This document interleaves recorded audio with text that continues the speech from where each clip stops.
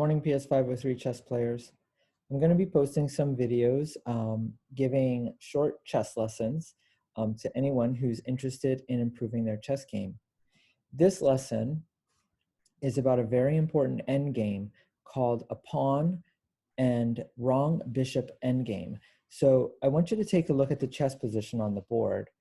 And if you were white and you wanted to win this game very quickly, what would you want to do with your pawn that is on h2? So I'm referring to this pawn right here.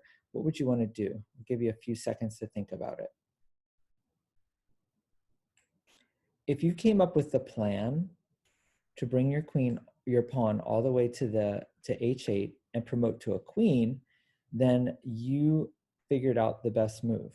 But there's a small problem. If you notice, your bishop that you have does not match the color of the square where you want to promote to a queen.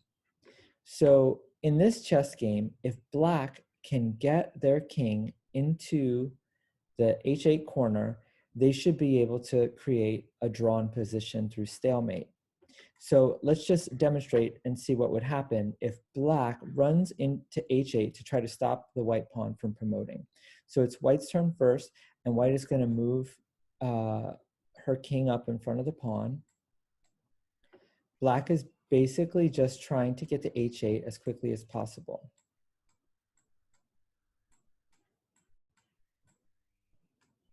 Now, black is in h8, and black may have to step outside of the square, but as long as black goes back inside of the square, black will create a draw.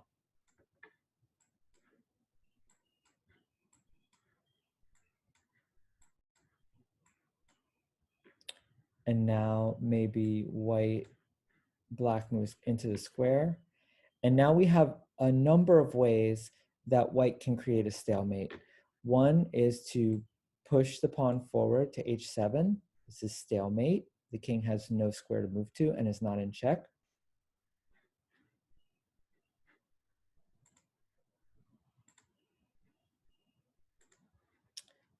And another way is for white to move the bishop to c4, also taking away all the squares for the black king to move to. So this is stalemate. Now, if we look at this position, I've changed one thing about this position. Do you notice what I've changed? If you noticed, in this position, the bishop is on it's a dark square bishop, and our queening square, the square we want to promote to, is also a dark bishop. In this position, white should have no problems winning the game because the bishop, the dark square bishop, should be able to move to the a1 h8 diagonal and control the queening square. But white should still be careful and make sure to use the king and move the king up before moving up the pawn.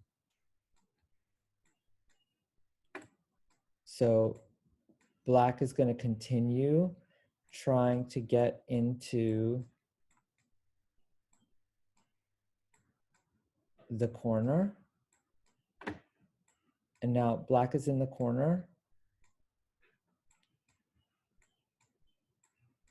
And now white can simply move the bishop to c3, controlling this entire diagonal, checking the king and forcing the king to move out to g8.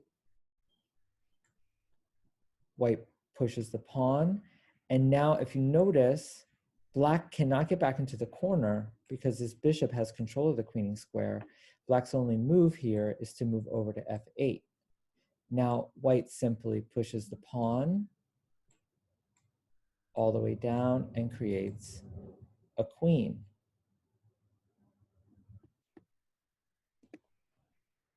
Now let's take a look at a puzzle. Black is winning because black has two connected pass pawns. This gives black a winning advantage and 2 extra points in material. Now, if you are white, what do you think would be your best chances in this position? Your only hope is to create a draw. Many players, when they're in a tough position and they can't quite figure out what to do, they always seem to decide to trade. Now, trading in this position is not a good move. This actually allows black to win the game quite easily.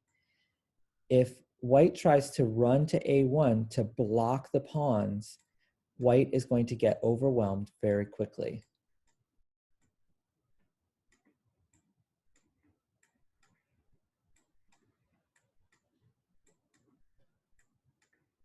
Black only has to start marching the pawns down and just being a little careful not to create a stalemate.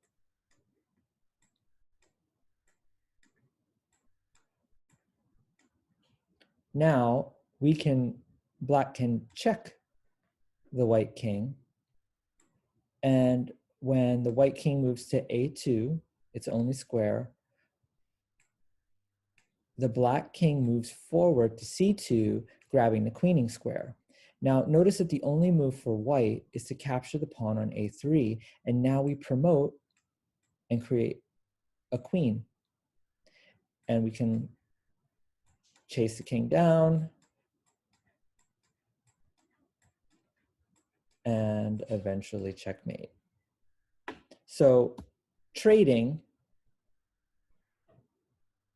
was not the solution.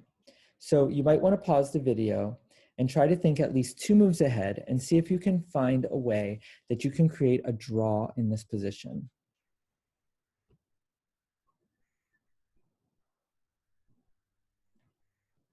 Did you see knight d5?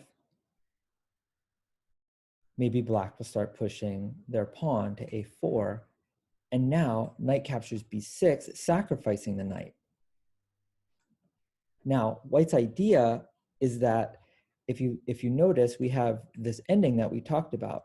We have the pawn trying to queen on the A1 square, which is a dark square, and we have the black bishop, the black bishop on a light square. So the light square bishop is on the wrong color. So as long as white can get their king onto the A1 square, they should be able to create a draw.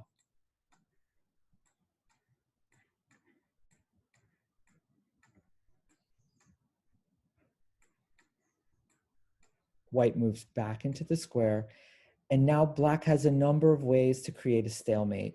If they push the pawn forward, there are no squares for the white king to move to, which is stalemate. Also, if the bishop moves to d3, this is, whoops, sorry about that. This is also a stalemate, as there are no safe squares for the white king to move to. So I hope you enjoyed the video. This video should help you create a draw in these types of positions. Feel free to watch the video one more time so that you understand the material a little bit better. I'll be posting more chess videos on this Google Classroom for anyone who's interested in improving their game. If you watch the video, send me a comment and tell me what you think about it. Bye.